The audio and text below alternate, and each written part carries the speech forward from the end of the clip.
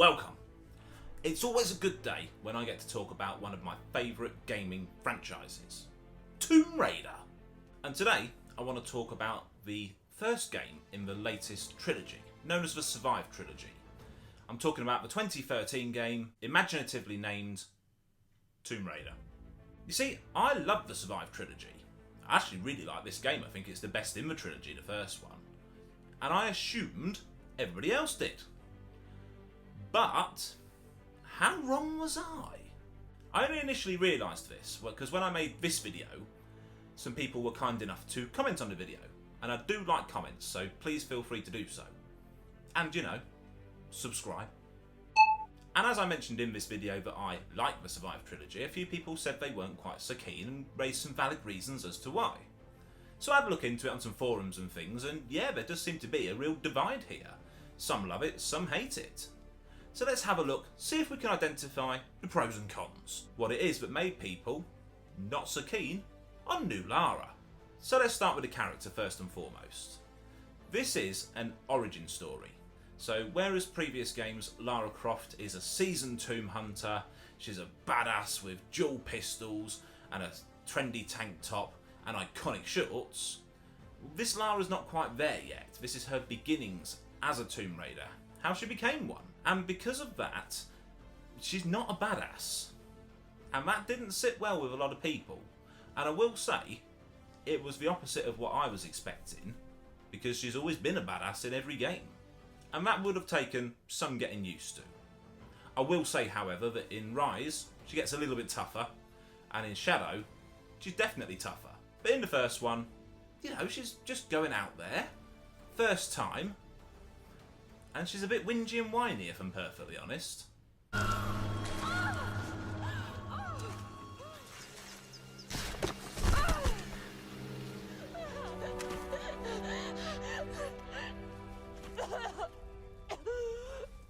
can't be the first one to have noticed it. I say, I like the game, but even I can say she whinged a bit too much for me. They also updated the character model to give us some more, say, pedestrian style clothing, and they did decide to make her a little bit less, how do I put this? Blessed, if you know what I mean. All changes.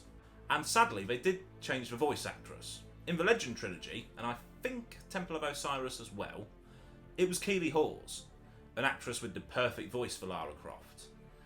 And I was disappointed she didn't return, but I do understand when you reboot, you change a lot of things, including the voice actresses. Fortunately, I do think that the new voice actors and actresses for all the characters in this game do a really good job. So let's have a quick look at the story. No spoilers, don't worry. I do try to keep everything I do spoiler free. Well, it starts off with a bit of an unimaginative trope. Her dad's gone missing, she's going to find him. Now, this has been overused a bit, and I do feel that we all got a little bit tired of the missing dad, but that could be largely because of the films. The first Angelina Jolie film was based around this as well. The second, which I think was actually the better Angelina Jolie Lara Croft film, didn't have that. And although it was released after this game, the latest film, it also has that in it as well. So we could be burnt out on the missing daddy. But don't worry, because that's just a reason to start the story. When you're there, you come across a lot of different characters, all expertly crafted. The island you're on itself is absolutely beautifully presented. Graphically, it's absolutely fantastic. And for once, collectibles mean something. The main thing that stops me 100% in a game is I can't be bothered with all the collectibles, because it just doesn't feel particularly rewarding.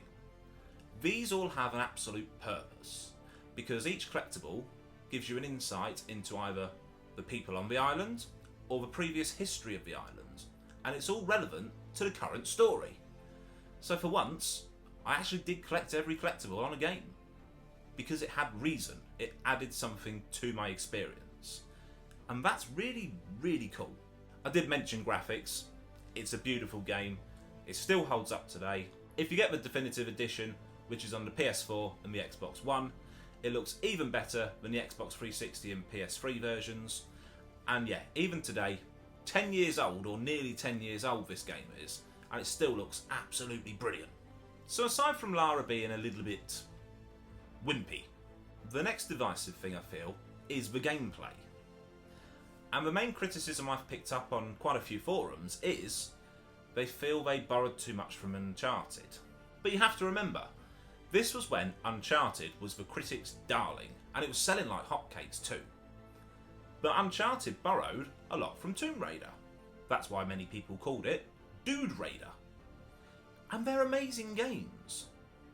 So when Tomb Raider decided to have a reboot and a relaunch, of course it was going to borrow a little bit from Uncharted.